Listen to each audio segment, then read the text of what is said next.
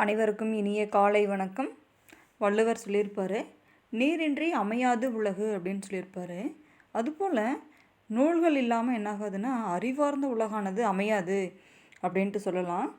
நம்ம பாடப்புத்தகத்தால் பெறக்கூடிய அறிவு மட்டுமே நமக்கு ஒருபோதும் கல்வி அப்படிங்கிறது ஆகாதுன்னு சொல்லலாம்.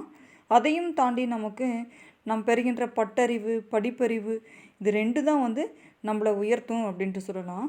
பட்டறிவு அப்படிங்கிறது என்ன அப்படின்னு பார்த்தோம்னா, நம்மளுடைய அனுபவங்களால் பெறக்கூடிய அறிவை தான் நம்ம என்னென்னு சொல்கிறோம் அப்படின்னு பார்த்தோம்னா பட்டறிவு அப்படின்ட்டு சொல்லுவோம். அடுத்து பாடப்புத்தகத்தையும் தாண்டி படிப்பறிவு அப்படிங்கிறது என்ன அப்படின்னு பார்த்தோம்னா, நூலகங்களால் நாம் பெறக்கூடிய அறிவை தான் நம்ம படிப்பறிவு அப்படின்ட்டு சொல்கிறோம். இப்போ பார்த்தோம் அப்படின்னா, கிராமத்திலிருந்து நகரம் வரைக்கும் நிறைய நூலக வசதிகள்லாம் இருக்குது. பெரும்பாலான பள்ளிக்கூடங்களில் கூட என்ன செய்யுதுன்னா நூலக வசதிகள்லாம் இருக்குது அப்படின்ட்டு சொல்லலாம். சொல்லியிருப்பாங்க, ஔவையார் சொல்லியிருப்பாங்க, நூலளவே ஆகுமாம் நுண்ணறிவு அப்படின்னு சொல்லியிருப்பாங்க. அதை போல் ஔவையார் கூறியதை போல் நாம் எவ்வளவு தான் படிக்கிறோமோ அந்த அளவிற்கு தான் நம்மளுடைய அறிவானது விரிவடையும் அப்படின்ட்டு சொல்லலாம். நாம் இன்றைக்கு பாடத்தில் தங்களுடைய அறிவை வளர்த்து கொள்ளக்கூடிய ஒரு பாடத்தை தான் பார்க்க போகிறோம்.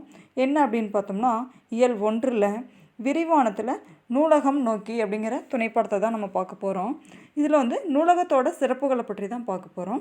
முதல்ல நூலகம் அப்படின்னா என்ன அப்படின்னு பார்த்தோம்னா, நூல்களினுடைய சேமிப்பு தான் நம்ம என்னென்னு சொல்கிறோம் அப்படின்னு பார்த்தோம்னா நூலகம் அப்படின்னு சொல்கிறோம். ரொம்ப வருஷத்துக்கு முன்னாடி, பல ஆயிரம் வருஷத்துக்கு முன்னாடி என்ன செஞ்சாங்க அப்படின்னா, மெசபதோமியாவில் இருக்கக்கூடிய வாழ்ந்த மக்கள்லாம் என்ன செஞ்சாங்கன்னா, களிமண் தகடுகளில் என்ன செஞ்சாங்கன்னா எழுத்துக்களையெல்லாம் எழுதியிருப்பாங்க. அதை என்ன செஞ்சுருப்பாங்கன்னா சூளைகளில் சுட்டு கோயில்களில், அரண்மனைகளெல்லாம் பாதுகாத்துட்டு வந்திருப்பாங்க. இது தனித்தனியாக ஏடுகளாக தனித்தனி துறை வாரியாக பாதுகாக்கப்பட்டு வந்திருப்பாங்க. இதுதான் நூலகம் தோன்றுவதற்கு முன்னோடி அப்படின்ட்டு சொல்லலாம். அதுக்கப்புறம் 1400வது வருஷம் ஆக்ஸ்போர்டு பல்கலைக்கழகம் என்ன செஞ்சுருக்கோம் அப்படின்னு பார்த்தோம்னா, போர்ட்லின் அப்படிங்கிற ஒரு நூலகத்தை நிறுவியிருப்பாங்க. அதுதான் உலகில் மிகப்பெரிய பல்கலைக்கழக நூலகம் அப்படின்ட்டுலாம் சொல்லலாம். இன்றைக்கு வகுப்பில் நம்ம பார்க்கக்கூடியது என்ன அப்படின்னு பார்த்தோம்னா, அண்ணா நூற்றாண்டு நூலகத்தை பற்றி தான் நம்ம பார்க்க போகிறோம். முதல்ல நுழையும் முன் பாருங்கள், சொல்லியிருக்காங்க என்ன அப்படின்னு பார்த்தோம்னா, கற்றது கையளவு, கல்லாதது உலகளவு என்பர். தெரியும், நம்ம ஏற்கனவே இதில் பார்த்துருப்போம். கற்றது கைமண் அளவு, கல்லாதது உலகளவென்று உற்ற கலைமடந்தை ஓதுகிறாள் அப்படின்னு சொல்லியிருப்போம். கற்றதே கைமண் அளவு தான் கற்றுருக்குறோம், கற்காமல் இருக்கிறது உலகளவு இருக்குது அப்படின்ட்டு கல்விக்கு அதிபதியான கலைமகளே என்ன செஞ்சுருப்பாங்க அப்படின்னா கையில் புத்தகத்தோடு இருப்பாங்க அப்படின்னு சொல்லியிருப்பாங்க. உலகறிவை நாம் பெறுவதற்கு பாடநூல்கள் மட்டும் போதாதுன்னு சொல்லியிருக்காங்க.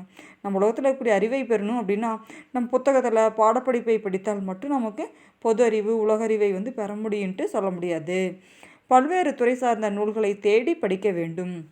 எல்லா துறைகளை பற்றி நம்ம படிக்கணும்னா பல்வேறு வகையான நூல்களை என்ன செய்யணும், தேடி படிக்கணும். அதற்கு துணை புரிவன நூலகங்களே ஆகும்.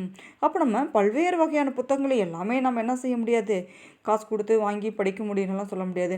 அப்போ நாம் படிப்பதற்கு துணை புரியக்கூடியது என்ன அப்படின்னு பார்த்தோம்னா நூலகம் அப்படின்னு சொல்லலாம்.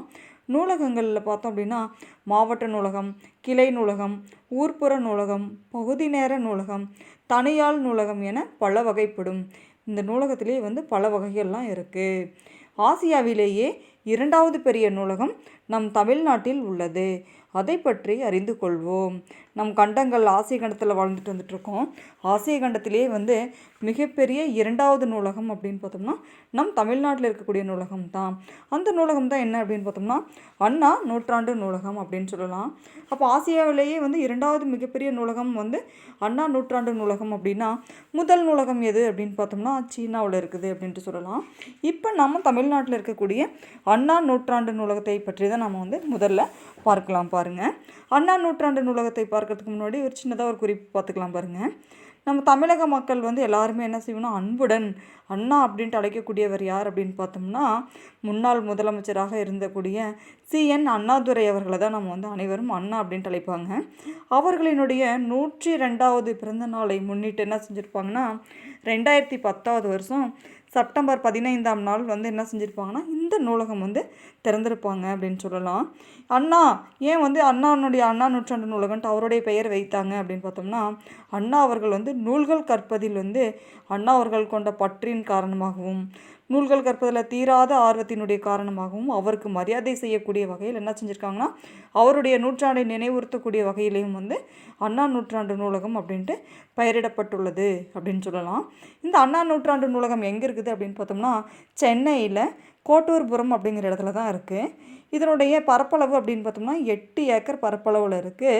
5.5 லட்சம் புத்தகங்கள் வந்து இந்த நூலகத்தில் இருக்குது அப்படின்ட்டு சொல்கிறாங்க. நாள்தோறும் வந்து இந்த நூலகத்திற்கு வந்து டெய்லியுமே என்ன செய்கிறாங்க அப்படின்னு பார்த்தோம்னா தினம்தோறும் வந்து 1000 பேர் வந்து படிச்சுட்டு செல்கிறாங்க அப்படின்ட்டுலாம் இந்த நூற்றாண்டு நூலகத்தை பற்றி சொல்லியிருக்காங்க. இன்னொரு சிறப்பு என்ன அப்படின்னு பார்த்தோம்னா உலகத்திலேயே உலக இணைய மின்னூலகத்துடன் வந்து அண்ணா நூற்றாண்டு நூலகம் வந்து இணைக்கப்பட்டு இருக்கிறது அப்படிங்கிறது வந்து இன்னொரு சிறப்பு அப்படின்னு சொல்லலாம். இந்த அண்ணா நூற்றாண்டு நூலகத்தை பற்றி தான் நம்ம என்ன செய்கிறோன்னா இன்றைய பாடத்தில் வந்து விரிவாக பார்க்க போகிறோம். பாருங்கள், இதில் என்ன அப்படின்னு பார்த்தோம்னா 6ஆம் வகுப்பில் படிக்கும் மாணவர்கள் ஒரு நாள் களப்பயணமாக சென்னையில் உள்ள அண்ணா நூற்றாண்டு நூலகத்திற்கு வருகின்றனர்.